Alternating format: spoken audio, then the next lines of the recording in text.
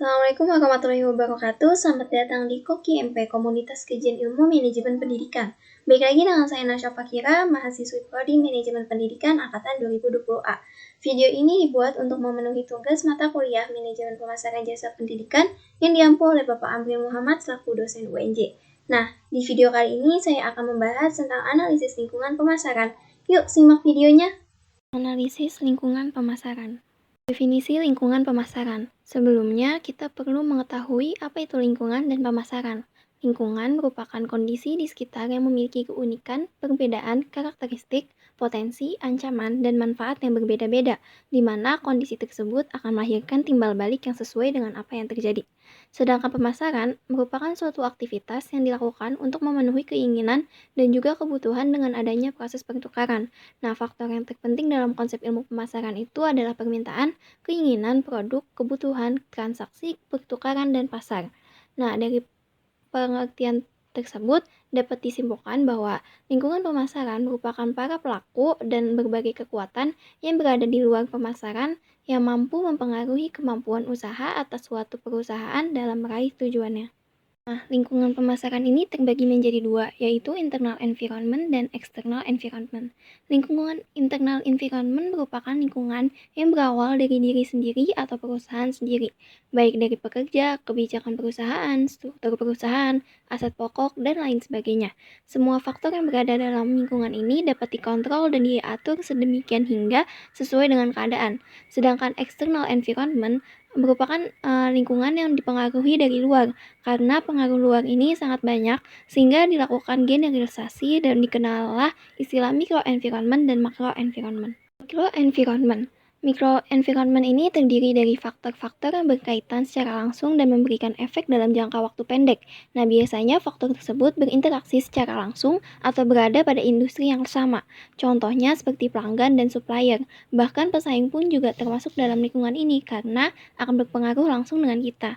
Beberapa faktor ini dapat dikontrol dan beberapa di antaranya tidak dapat dikontrol.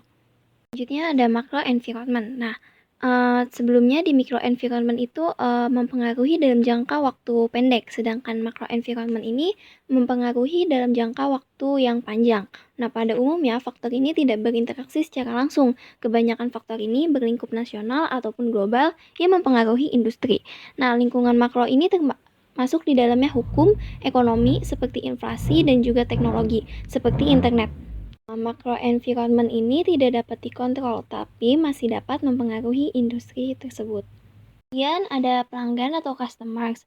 Nah, customers ini terbagi menjadi 5. Yang pertama ada customers market, yaitu individu yang membeli atau mendapatkan barang atau jasa untuk konsumsi pribadi. Kemudian yang kedua ada business market, yaitu organisasi yang membeli barang dan jasa untuk dipergunakan dalam mengambil untung. Yang ketiga ada reseller market, yaitu membeli barang dari grosir dan menjualnya ke pelanggan akhir dalam jumlah yang kecil. Selanjutnya ada government market, yaitu unit pemerintahan yang melakukan pembelian atau sewa barang serta jasa guna melaksanakan fungsi utama pemerintah. Yang terakhir ada international market, yaitu membeli dan menjual produk dari beberapa negara. Nah, pembahasan terakhir dari video kali ini yaitu ada unsur lingkungan makro yang terbagi menjadi 6. Yang pertama itu ada demographic environment, yang terdiri dari size, density, location, age, dan gender. Kemudian yang kedua ada economic environment, yaitu buying power dan spending pattern. Yang ketiga ada natural environment yang berisi peningkatan biaya energi, peningkatnya polusi, dan lain sebagainya. Selanjutnya ada technological environment, yaitu teknologi baru, membuat produk baru, perubahan teknologi yang cepat, dan lain sebagainya.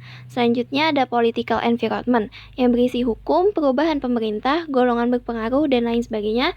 Serta yang terakhir ada cultural environment, yang berisi ketahanan nilai-nilai budaya dan pergeseran nilai budaya sekunder. Nah, itu dia pemaparan analisis lingkungan pemasaran yang dapat saya sampaikan. Terima kasih. Wassalamualaikum warahmatullahi wabarakatuh.